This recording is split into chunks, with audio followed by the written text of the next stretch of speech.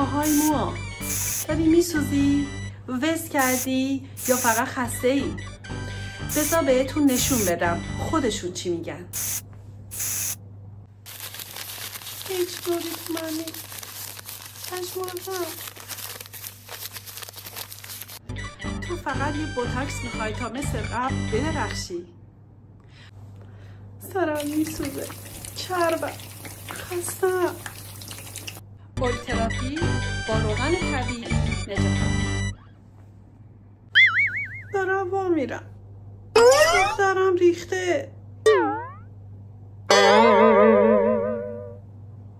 آخ عزیزم، ساختارت رفته. وقتشه با پروتئین ترمیمت کنم.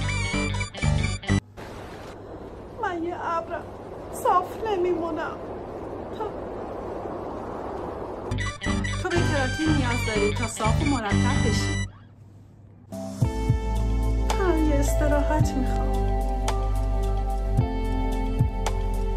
هرسپا، بخور، ماساژ یه تعطیلات خوب برای توه. تو کدومش بودی؟ بگو تا راهنمایی کنم.